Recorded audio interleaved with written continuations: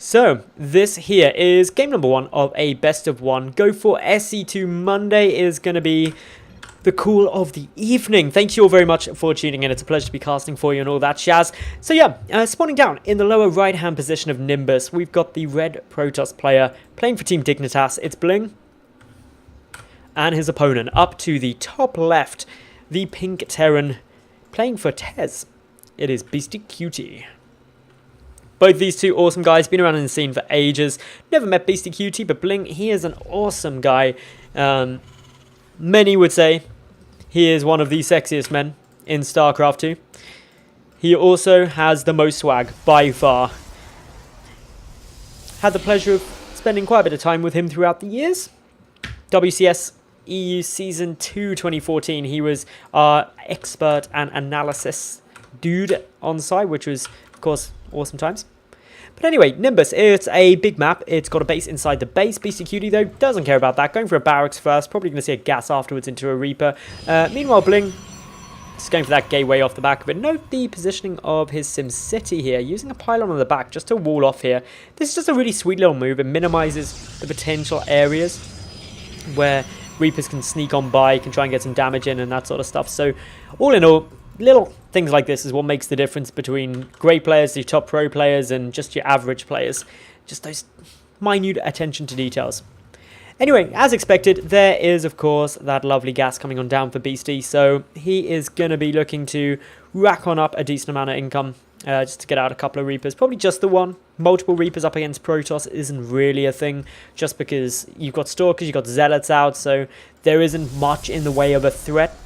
Or they aren't much in the way of a threat, because obviously the Stalkers and Mothership Core can just start chipping away at them very simply and very easily. So it'll be interesting to see what really beastyqt does off the back of this, whether we're going to be grabbing out a quick CC, and indeed it looks like we will. He's already banking up a decent amount of minerals, so I was expecting to see this out of him. As I mentioned earlier, you've got a base in your base on Nimbus, so you may as well go and take it, because, well, it's easy to hold. Simple to take. Only thing he's got to be a bit worried about is whether BlinG tries to go for any kind of proxy Stargate play. BlinG is a big fan of Stargates in general, and there's a ton of great positions to do it. Like building a proxy Stargate here, anywhere around there, you can just get into this space so simply. And note the probe is also hidden away right in the corner. Wouldn't be surprised to see that. Anyway, Reaper unfortunately is not going to be going the right way to scout. Going to be a little bit late to the party in order to discover where his Protoss opponent has spawned.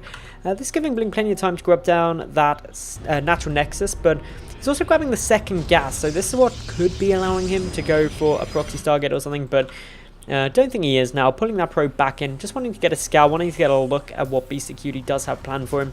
Going to see that reactor coming down nice and early, going to be taking a good little peek at the engineering bay, all that sort of stuff, so just getting a full read on what's coming. Doesn't see the natural base, but can probably assume it's there just from the information that he has already got. Now anyway, we do have just a little look around coming from that Reaper. He wasn't really able to achieve anything. No worker kills or anything along those lines, so all in all, I'd say that Reaper just a bit more of a normal expensive scout, although limited in what scouting information it could achieve. Didn't see how many gas there were, didn't see the fact that there was a natural base coming, so I'd say I'm sorry, Mr. Reaper, you're a bit of a failure, actually. So yeah, go look around. You try and find a probe or something. Make yourself worthwhile. But yeah, Marines there all coming on down. BlinG going to be going for the robotics facility straight off the bat. So he's opening just overall very greedy. Just the one gateway to which he hasn't produced anything out of it until now. He's also got the robo, the natural base.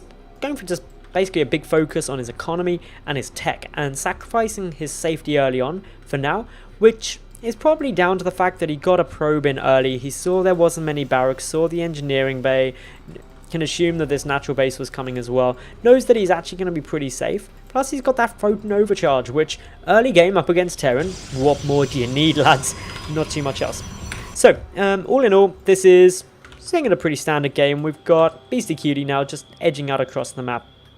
The main purpose of this push, waste 100 energy on a Mothership Core, force the overcharge, may not even be needed hypothetically. It depends whether the sentry can be out in time, because of course the beauty of this map is you got this debris, which means you can happily stick down a force field there. The danger of this map though is photon overcharge doesn't actually cover the entire area, so these groups of units can actually sneak on by up into this sort of vicinity if they get up the ramp, which could pose a bit of a problem, especially when BlinG is being so tech focused with that robotics bay already on its way out. Get scouted. Aggressive move up here by beastyqt. BlinG is going to lose that sentry. That's actually quite a big loss. His mothership core out of position too. That could be disastrous for him. beastyqt is now actually in a very, very fun spot. He's going to have to trigger a photon overcharge. But no, this infantry could just hightail it out of there. Looks like it's just going to go for a full-on assault onto these probes. Probes attempting to back away, but already 7 have been killed. That's a really high number to get picked off. These final few Marines will die, but overall in resources lost, BlinG only losing fractionally less, but losing 7 workers worth of supply. And now, losing those workers early on is going to be a bigger hit than losing that infantry group early on. So nice little pick off there by beastyqt. BlinG, he's checking everything. He's got this observer just chilling up here, knows the timing of the Stargate, should also be aware that a follow-up push is on its way out. The concern for him is, well, he just doesn't have a sentry as of yet, so he can't get any force fields down, although that's the next thing that's on the cards for him. Got good observer vision. He's got currently 2 observers out on the map already. Getting his first Colossus too. Make that 1 observer as beastyqt able to take that down. So yeah, this is pretty normal, standard positions here. This Colossus has so little support. The force fields are going to be absolutely essential. Meanwhile, back at home, beastyqt adding in, obviously, his double medevac production. One pylon is just chilling down here at the moment for BlinG, so it's going to be interesting to see what he's going to use that for later. He's also adding in some more gateways, so this is where BlinG starts getting just a bit more safe, a bit more happy, knowing that he can ramp up some production, going up to those 6 gates. He's also got +1 coming on through, as well as BlinG, so really focusing on that tech upgrade heavy style. Armory though, coming down from beastyqt, he should be getting a second... Oh, actually, he's not getting a second engineering bay. I'm quite surprised by that. Generally, you'll see the second engineering bay as well as this armory simultaneously, so you can start the 2-1 upgrades. But no, beastyqt just focusing instead on getting down more production. He's about to finish up Combat Shield, about to finish up his 1-1 upgrades. BlinG, he's also about to finish up his 1-1 upgrades too, so that's very level for the time being. Add in the fact that there's these 2 Colossus, the additional gateways finishing up as well. This gives BlinG a great opportunity to pump out some more units. Most of these Stalkers coming up by the natural base just in case there was any attempt to drop into here, which, let's face it, on a map like Nimbus is going to be quite common. There's just so many areas and directions you can actually come through into this natural that it's a much easier assault than coming up this very tight choke at the ramp. A little bit of action coming on down there. I'm not quite sure what actually died. It was probably just that 1 Zealot going for a little bit of harassment. Heavily delaying beastyqt's 3rd base though, as the SCV was picked off. Now, checking around the map in terms of movements, well, here's this double drop, just as expected. BlinG, he could not be more prepared for it, however. Big group of Stalkers, 10 of them up on this natural ramp. They'll be able to pick off these medevacs easy peasy as long as he's paying attention. But what may not be as prepared to deal with is this little move out towards the 3rd. The dual prong attack coming down from beastyqt is actually going to stress BlinG. It's multitasking quite heavily, just trying to get him to basically pull some unit back to defend. Good little scan comes down from beastyqt as well. He's going to immediately recognize that there isn't any support for these Colossus, and he's actually going to run straight to them. One of them gets picked off. That is a very, very nice snipe there for a Terran player. He's going to be happy with that. Again, BlinG just trying to harass that a little. Just moving in there with a cute little Zealot. Not able to get too much damage done though. Anyway, good number of Stalkers. Trying to find some way to pick off any medevac. Oh my god, they're going to find the medevacs. They do BlinG underneath. That is a massive pick off. Both of them get taken down. BlinG gets such an amazing snipe there.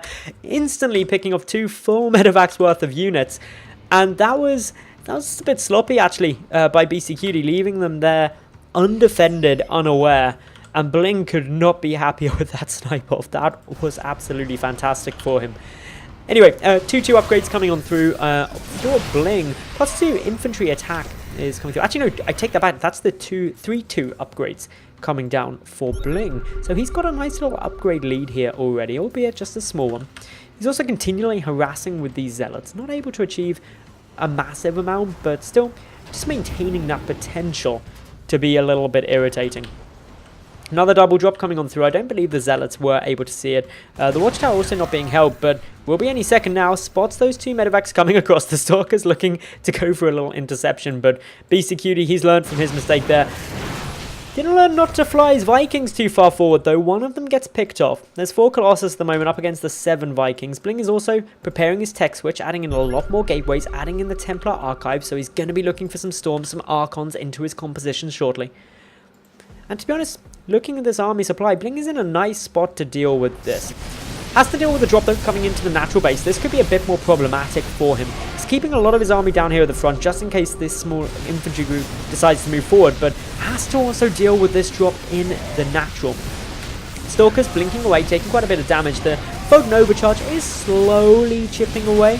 BlinG now splitting up his army. He's got to be very, very cautious. No Stalkers are left with this army. And so beastyqt abandoning ship here. He's able to pick off another 4 workers. Bit more damage done, but importantly BlinG survives for the moment. He's got his 3rd base up, he's got a decent Colossus count, and with the Templar Archives finished, he can look to go into Storm, look to go into those High Templar to really force beastyqt into accepting that he's got to mix up his composition a bit, got to start adding in some Ghosts, balancing up the Viking count in order to actually deal with those High Templar too. So we're now entering what is the late phase of the game here. A couple of shots go down on that Marine. Good control overall by BlinG, maintaining the map vision in this watchtower in the center, but the concern is he's still getting dropped a lot. A triple drop coming in here. BlinG has a couple of Zealots that are going to be holding the fort. His Mothership Core does have enough energy for a Photon Overcharge. Instantly warping in a few more Zealots here. Wants to be able to try and deal with this. There's the Photon Overcharge. BlinG pulling back a lot of his army in order to try and deal with this. beastyqt grabs the scan down, wants to see how much is coming to deal with it, and will pick up and boost away ASAP to avoid taking any further losses. Good move by BlinG, actually pulling some of these Stalkers off to the side, hoping to pick off some medevacs. Should be able to get one, if not both of these. That is frustrating. beastyqt having lost 4 medevacs so far this game that have been trying to drop. So all in all, BlinG is going to be absolutely, well, overjoyed with the fact that he's been able to pick off all of those. beastyqt, he's not out of this by any means. He hasn't taken any economic damage. He's up in the overall worker count. Plus, Terran means he's got mules. But this army for BlinG is getting slowly larger and more scary. The concern is always going to be the Vikings. There's 15 of them now out on the field up against those 6 Colossus. They're going to be easily one-volleying them down. The important thing is the Archon and the Stalkers trying to do something to take them out. A couple of Ghosts go for a few good EMPs there, knocking out the shields on a lot of those Zealots.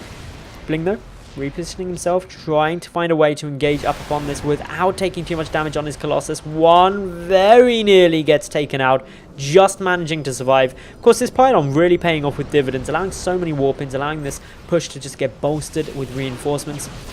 beastyqt retreating away for the time being. There's not really any High Templar in this competition, nor is Storm Research, but still, a few nice little shots coming on down. Those Vikings trying to engage as best they can, able to pick off 2 of the Colossi so far.